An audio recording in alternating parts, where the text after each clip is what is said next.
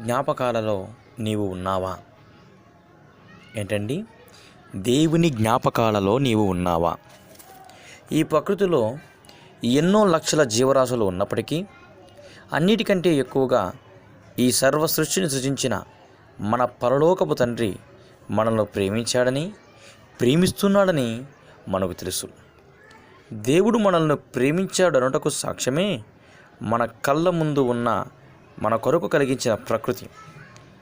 ఆదాము నుండి నేటికి పుట్టిన కోటాను కోట్ల మనుషులు రాబోతున్నారని ముందుగా ఆలోచించి పుట్టినది మొదలుకొని చనిపోయే వరకు మనుషులకు ఏమి కావాలో, ఎన్నెన్ని కావాలో అని తలచి ప్రకృతిలో కలిగించాడు.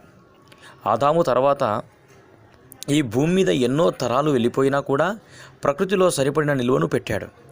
మన జీవితంలో దేవుడు జరిగించిన మేలులకు గుర్తుకు వచ్చిన ఒకటో రెండో విషయాలు చెబుతాము, కానీ నిజముగా తల్లి గర్భములో పడినది మొదలుకొని మరణించేంత వరకు ప్రతి క్షణము మనకు సహాయపడుతూనే ఉన్నాడన్న విషయం తెలుసుకోవాలి.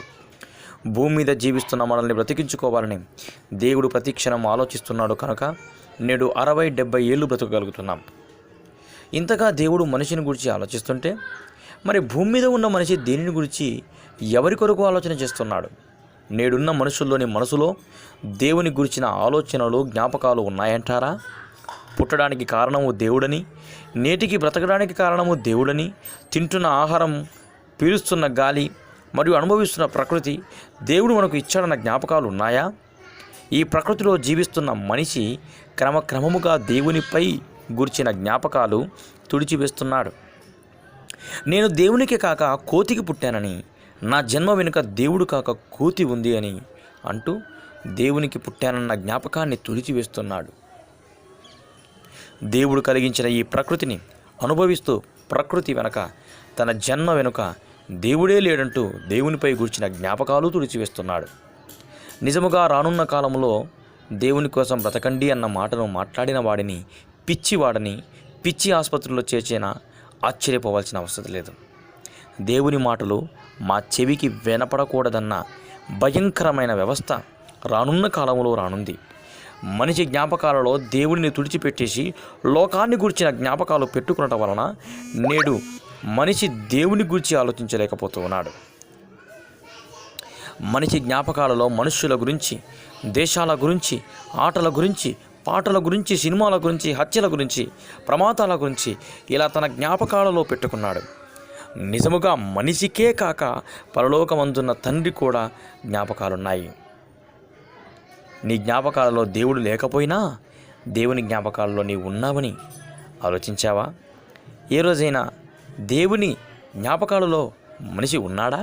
ఇర్మియా గ్రంథం 15వ అధ్యాయం 6వ వచనంలో యెహోవా వాక్కు ఇదే: నీవు నన్ను విసర్జించి ఉన్నావు, వెనక తీసి ఉన్నావు కనుక నిన్ను నశింపజేయునట్లు నేను నీ మీదికి నా చేతిని చాచియున్నాను. అనగా దేవుని కోసమే బ్రతికే వారిని చేతులు చాచి హక్కును చేర్చుకుంటాడు. మరియు దేవుణ్ణి విసర్జించి పట్టించుకోకపోతే దేవుడు మనల్ని పట్టించుకోడు. మన జ్ఞాపకాలలో దేవుడు లేకపోతే ఆయన జ్ఞాపకాలలో మనము ఉండం. నీ జ్ఞాపకాలలో దేవుడు లేకపోతే, నీవు దేవుని గురించి ఆలోచించకపోతే, దేవుని కొరకు ఈ భూమిపై బ్రతకకపోతే ఆయన నీ గురించి ఎందుకు ఆలోచించాలి? ఒక్కసారి ఆలోచించండి. మరి ఎలాంటి వారు ఆయన జ్ఞాపకాల్లో ఉంటారో అన్న విషయాలు బైబిల్ నందు కొన్ని అద్భుతమైన సంగతులు చూస్తే మనకు ఆశ్చర్యం కలుగుతుంది. యెహోషువ 2వ అధ్యాయము 1వ వచనం నుంచి 24 గల సందర్భమును ఆలోచిస్తే, యెహోషువ నాయకత్వంలో ఇజ్రాయేలీలు పాలస్తీనా దేశాన్ని ఆక్రమించుకోవడానికి సిద్ధపడుతున్నప్పుడు అప్పటికే ఆ ప్రదేశంలో ఉంటున్న అన్యజనులను వెళ్ళగొట్టడానికి అక్కడి పరిస్థితులను తెలుసుకున్నటకు వేగుల వారైన ఇద్దరిని పంపడం జరిగింది.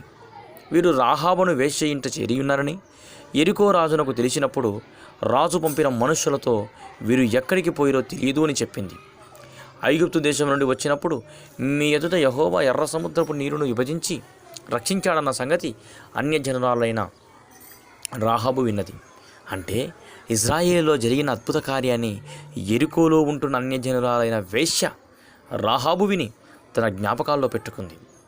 వీరిని దాచిపెట్టి కాపాడితే వీరి దేవుడు నాకు కూడా మీరు చేస్తారని ఆలోచించి యెరికో రాజుకు వర్తమానం చెప్పలేదండి. ఈ వచనాల సందర్భంలో మనం ఆలోచించవలసిన విషయం చూస్తే, ఇశ్రాయేల్లో జరిగిన అద్భుత కార్యాన్ని యెరికోలో ఉంటున్న అన్యజనురాలైన వేశ్య రాహాబు విని తన జ్ఞాపకాల్లో పెట్టుకుంది. కనుక దేవుడు రాహాబును తన జ్ఞాపకాలలో పెట్టుకున్నాడు. కనుకనే వీరి కుటుంబమును తప్పించి రక్షించాడు.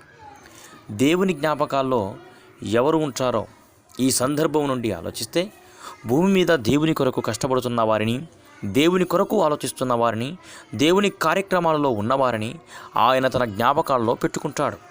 అలానే అపొస్తలుల కార్యములు 10వ అధ్యాయం 1వ వచనం నుంచి 4వ వచనం వరకు, అందుకు దూత నీ ప్రార్థనలను నీ ధర్మ కార్యములను దేవుని సన్నిధికి జ్ఞాపకార్థముగా చేరినవి. ఈ వచన సందర్భాన్ని ఆలోచిస్తే, అన్యుడైన కొర్నేలి దేవుని కోసం బ్రతకాలన్న ఆశ, దేవుని జ్ఞాపకాలలో ఉండాలన్న ఆలోచన కలుగజేస్తున్న కార్యక్రమాలను చూసి సంతోషించిన పరలోకపు తండ్రి దేవదూతను పంపించి తెలియజేశాడు. దీన్ని బట్టి ఆలోచిస్తే ఈ భూమి మీద దేవుని కొరకు చేస్తున్న కార్యక్రమాలే ఆయనకు జ్ఞాపకాల్లో ఉంచాయి.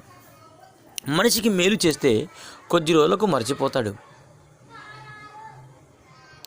మనిషి కోసం మీరు ఏమి చేసినప్పుడు ఒకలా, మరియు సహాయం పొందాక మరోలా ఉంటాడు. కానీ నీవు చేస్తున్న దేవుని పనులను జ్ఞాపకార్థముగా ఒక గ్రంథములో దేవుడు రాసిపెట్టుకుంటున్నాడు.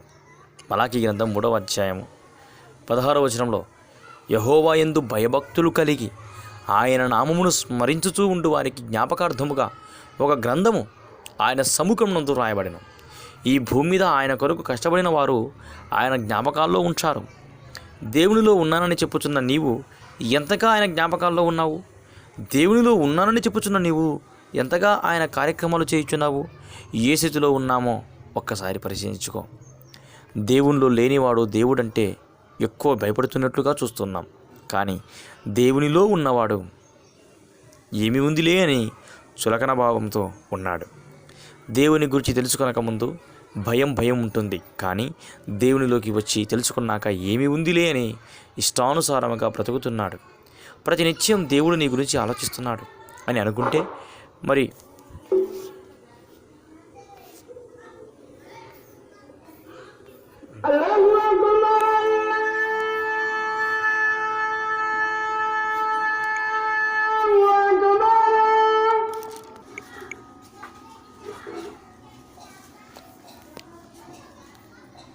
ప్రతినిత్యం దేవుడు నీ గురించి ఆలోచిస్తున్నాడు అని అనుకుంటే మరి ఆయన గురించి నేను ఏమి చేస్తున్నాను అని ఆలోచించావా?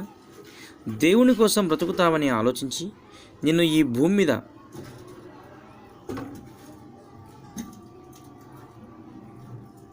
పంపితే ఈ 60 ఏళ్ల జీవితాన్ని ప్రేమించి నీకు ఇష్టం వచ్చినట్లుగా బ్రతకటానికి అలవాటు పడితే దేవుడు మాత్రం ఎందుకు జ్ఞాపకం చేసుకోవాలి? సమాజం పాడైపోతుందని, నాశనమైపోతుందని తెలుసు. వారిని రక్షిస్తే దేవుడు పరలోకాన్ని ఇస్తాడన్న సంగతి తెలుసు. ఇన్ని తెలిసిన నీవు దేవుని పని కోసం ముందుకు వస్తున్నావా?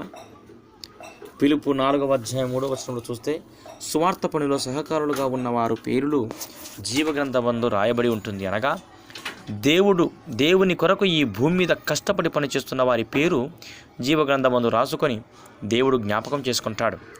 దేవుని వాక్యం వినిపించే పనిలో సహకారులుగా ఉండాలి. సువార్త పనిలో ఉండి జీవగ్రంథంలో పేరు రాయబడ్డాలన్న ఆశతో అలాగూ జీవించాలి. దేవుణ్ణి సంతోషపెట్టే ప్రతి పనిని దేవుడు జ్ఞాపకం పెట్టుకుంటాడు. నీకు జీవితాన్ని ఇచ్చి నిన్ను కాపాడి నిన్ను నిలబెట్టి నీకు కావలసినవి అన్నీ ఇస్తున్న నీ పరలోకపు తండ్రికి నీవు చేస్తున్నది ఏంటి? దేవుని కొరకు ఏ చిన్న పని చేసినా నీవు దేవుని జ్ఞాపకాలలో నిలిచిపోతావు. దేవుని జ్ఞాపకాలలో నీవు ఉన్నావా లేవా అని ఒకసారి నీ జీవిత విధానం పరిశీలించుకో.